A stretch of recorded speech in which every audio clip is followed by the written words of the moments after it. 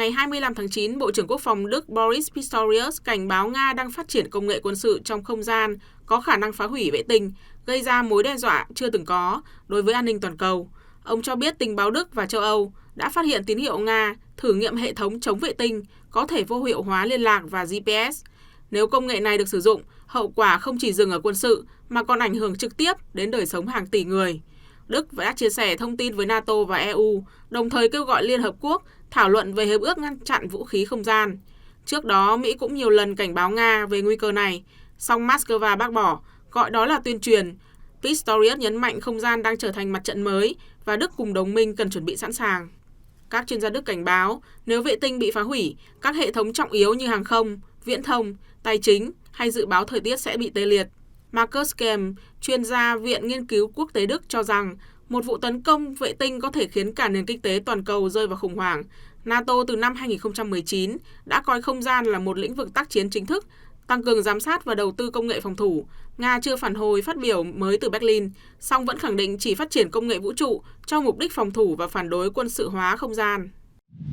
Thưa quý vị, ông Medvedev, cựu tổng thống và hiện đang giữ chức Phó Chủ tịch Hội đồng An ninh Liên bang Nga, đưa ra nhận xét này vào hôm 25 tháng 9 để đáp trả cuộc phỏng vấn của Tổng thống Volodymyr Zelensky với hãng tin Axios của Mỹ. Trong đó, nhà lãnh đạo Ukraine nói rằng Điện Kremlin vẫn có thể là mục tiêu và các quan chức Nga phải hoặc chấm dứt chiến tranh hoặc là tìm chỗ trú ẩn. Trong bài đăng trên Max, nền tảng mạng xã hội mới của Liên bang Nga, ông Medvedev một lần nữa ngầm nhắc nhở độc giả rằng Liên bang Nga là một cường quốc hạt nhân, đồng thời mở rộng những lời đe dọa tương tự về phía Mỹ. Theo ông Medvedev, ông Zelensky nói rằng Điện Kremlin cần biết chỗ của hầm trú bom để có thể trốn khi Kiev dùng vũ khí tầm xa của Mỹ. Nhưng điều mà ông Zelensky cần hiểu là Liên bang Nga có những loại vũ khí mà không một hầm trú ẩn nào có thể bảo vệ được. Cựu Tổng thống Liên bang Nga bổ sung, người Mỹ cũng nên nhớ điều này. Theo báo The Kiev Post của Ukraine vào tối 25 tháng 9, kể từ khi Liên bang Nga triển khai chiến dịch quân sự đặc biệt ở Ukraine, ông Medvedev liên tục đưa ra những lời đe dọa hạt nhân nhắm vào phương Tây, một hành vi đã khiến ông Medvedev bị gắn biệt danh là sứ giả của ngày tận thế. Năm 2024, ông Medvedev đã đe dọa sẽ tấn công hạt nhân phương Tây tổng cộng 12 lần trên kênh Telegram của mình. Thông điệp ngầm gửi tới Mỹ lần này của ông Medvedev cũng xuất hiện sau khi Tổng thống Mỹ Donald Trump đưa ra một tuyên bố bất ngờ vào hôm 23 tháng 9 sau cuộc gặp với người đồng cấp Ukraine Volodymyr Zelensky. Trong tuyên bố của mình, Tổng thống Trump đã ca ngợi nhà lãnh đạo thời chiến của Ukraine trong khi gọi Liên bang Nga là một con hổ giấy, đồng thời cho rằng Ukraine có thể giành lại toàn bộ lãnh thổ đã mất nếu nhận được sự hỗ trợ đúng mức. Khuyến nghị Ukraine nên hành động ngay lúc này khi Liên bang Nga đang đối mặt với những khó khăn kinh tế. Về phía Liên bang Nga, theo hãng tin Reuters, trả lời phỏng vấn qua điện thoại vào hôm 25 tháng 9, người phát ngôn Điện Kremlin, ông Dmitry Peskov cho biết, Moscow nhận định rằng chính quyền Trump vẫn duy trì ý chí chính trị để tìm ra giải pháp cho xung đột Nga-Ukraine, và Moscow sẵn sàng tham gia vào các cuộc đàm phán hòa bình. Trước đó vào ngày 24 tháng 9, ông Peskov cho rằng bình luận của nhà lãnh đạo Mỹ bị ảnh hưởng bởi việc ông vừa có cuộc gặp với Tổng thống Ukraine Volodymyr Zelensky. Ông Peskov khẳng định quân đội Liên bang Nga đang đạt được bước tiến thận trọng có chủ đích ở Ukraine, đồng thời gạt đi bình luận của Tổng thống Trump rằng Nga là một con hổ giấy và nói rằng Liên bang Nga là một con gấu chứ không phải hổ và không hề tồn tại một con gấu giấy nào cả. Mặt khác, theo hãng RIA Novosti, ông Dmitry Peskov cũng đã nhận định sáng kiến của Mỹ về việc cấm các quốc gia phát triển vũ khí sinh học là ý tưởng tuyệt vời. Trước đó, phát biểu tại Đại hội đồng Liên Hợp Quốc hồi đầu tuần này, Tổng thống Mỹ Donald Trump đã kêu gọi tất cả các quốc gia cùng với Mỹ chấm dứt việc phát triển vũ khí sinh học. Phát biểu với báo giới, ông Peskov nhấn mạnh, bản thân sáng kiến này rất tuyệt vời và tất nhiên Moscow ủng hộ ý tưởng đó. Ông khẳng định Nga sẵn sàng tham gia vào quá trình từ bỏ vũ khí sinh học nói chung, song quá trình này cần phải được chính thức hóa. Thưa quý vị, quan chức Nga cáo buộc các nước châu Âu đang chuẩn bị bí mật triển khai máy bay và hệ thống phòng không đến gần biên giới Nga. Ông Andrei Katapolov, Chủ tịch Ủy ban Quốc phòng thuộc Duma Quốc gia, Hạ viện Nga, nói với hãng thông tin TASS hôm 25 tháng 9 khi bình luận về tình hình liên quan đến cáo buộc máy bay không người lái UAV của Nga xâm phạm không phận các nước NATO gần đây. Các nước châu Âu không đủ can đảm để làm bất cứ điều gì nghiêm trọng hơn. Ông Katapolov nhấn mạnh, nhưng chúng ta phải hiểu rằng có lẽ dưới vỏ bọc của những tin đồn này đang có một cuộc triển khai và chuẩn bị bí mật để tái triển khai máy bay và hệ thống phòng không đến biên giới Nga hoặc Ukraine. Chúng tôi đang theo dõi chặt chẽ tình hình và đã ghi nhận hoạt động di chuyển của một số máy bay từ Pháp và Anh. Quan chức Nga lưu ý rằng các nước châu Âu hiện nay có thể thực hiện bất kỳ hành động nào khi các nhà lãnh đạo của họ không quan tâm đến chính người dân của nước mình. Tuy nhiên, ông Katapolov chỉ ra các nước mà ông cho là ngoại lệ gồm Hungary, Slovakia và Siberia. Theo ông, tất cả những nước còn lại đều nghe theo Liên minh châu Âu EU. Bất kỳ điều gì họ được đề nghị làm ở Bruxelles hay London, họ sẽ làm theo. Ông Katapolov cũng cho biết rằng việc đối thoại với các nhà lãnh đạo châu Âu và cố gắng giải thích bất kỳ điều gì cho họ cũng là hoàn toàn vô nghĩa và vô ích.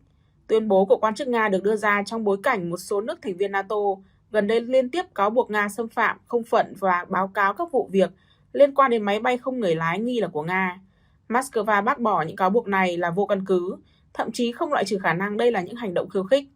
Estonia cuối tuần trước nói rằng 3 tiêm kích MiG-31 của Nga đã vi phạm không phận Estonia mà không có sự cho phép trong khoảng 12 phút trước khi buộc phải rút lui. Vài ngày trước đó, Ba Lan cũng cáo buộc khoảng 20 máy bay không người lái của Nga đi vào không phận, buộc các máy bay chiến đấu của NATO phải bắn hạ một số trong đó. Một số nước khác trong Liên minh quân sự NATO cũng báo cáo những vụ việc tương tự.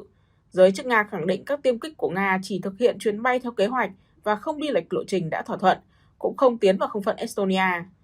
Phó đại sứ Nga tại Liên Hợp Quốc Dmitry Polyansky cho rằng cả Ba Lan lẫn Estonia đều chưa cung cấp bằng chứng xác đáng. Ông Polyansky cáo buộc các nước châu Âu tạo dựng sự cố với Nga nhằm gây sức ép để chính quyền Tổng thống Mỹ Donald Trump có lập trường gay gắt hơn với Moscow. Tổng thư ký NATO Mark Rutte cho biết, Liên minh sẽ quyết định theo từng trường hợp cụ thể về việc có bắn hạ máy bay Nga bị nghi ngờ xâm phạm không phận của khối bay hay không. Tại một cuộc họp khẩn của Hội đồng Bảo an Liên Hợp Quốc trong tuần này, Ngoại trưởng Ba Lan Radoslaw Sikorski cảnh báo nếu một tên lửa hai máy bay khác xâm nhập không phận chúng tôi mà không có phép, bất kể là cố ý hay vô tình, và bị bắn hạ, mảnh vỡ rơi xuống lãnh thổ NATO, xin đừng tới đây làm phiền. Ngoại trưởng Anh Jeb Cooper cũng đưa ra thông điệp tương tự, khẳng định London sẵn sàng thực hiện mọi biện pháp cần thiết để bảo vệ bầu trời và lãnh thổ NATO. Trong khi đó, Chủ tịch Ủy ban châu Âu Ursula von der Leyen cho biết việc bắn hạ máy bay Nga nếu chúng xâm nhập không phận NATO là không thể loại trừ. Thưa quý vị, theo tạp chí Newsweek, ông Dmitry Medvedev, cựu Tổng thống, cựu Thủ tướng và hiện là Phó Chủ tịch Hội đồng An ninh Nga, đã chỉ trích gay gắt ông Trump trong bài đăng trên ứng dụng Telegram vào ngày 24 tháng 9 rằng còn ông Trump, một lần nữa, ông ta lại trượt vào thực tại song song và tung ra một tràng thần chú chính trị về chủ đề Nga yếu đuối thế nào. Sau khi gặp gỡ những gã hề Kiev và Paris, ông ta đăng lên mạng một bản cập nhật gây sốc. Ở đó, các vị sẽ thấy chiến thắng cuối cùng của Ukraine, sự trở lại với biên giới cũ, nền kinh tế chiến tranh sụp đổ của Nga, dòng người xếp hàng mua khí đốt và tất nhiên có cả hổ giấy. Trong bài đăng trên mạng xã hội Truth Social vào hôm 23 tháng 9, sau cuộc gặp Tổng thống Ukraine Volodymyr Zelensky, Tổng thống Mỹ Donald Trump nhấn mạnh rằng với sự hỗ trợ từ châu Âu, Ukraine đang ở vị thế có thể chiến đấu và giành lại toàn bộ lãnh thổ nguyên vẹn ban đầu. Ông còn gọi Nga là hổ giấy, đồng thời cho rằng ông Putin và Nga đang gặp rắc rối lớn về kinh tế. Ông Trump viết, Nga đã chiến đấu vô mục đích trong suốt 3 năm rưỡi, trong một cuộc chiến mà cường quốc quân sự thực sự, chỉ cần chưa đầy một tuần là có thể giành chiến thắng. Điều này không khiến Nga trở nên nổi bật, mà thực tế khiến họ trông giống như một con hổ giấy. Trong bài đăng phản ứng, ông Medvedev viết tiếp cái gọi là thực tại song song. Trong thực tại đó, mọi thứ đều khác biệt. Kiev đang chiến thắng, Nga bị xé nát và nền kinh tế của Ukraine đang bùng nổ dựa trên chính nguồn lực của họ. Những người tiền nhiệm của ông Trump là Obama và Biden từ lâu sống hạnh phúc trong thực tại đó. Tuy nhiên, ông Medvedev nói rằng ông Trump sẽ lại đổi ý.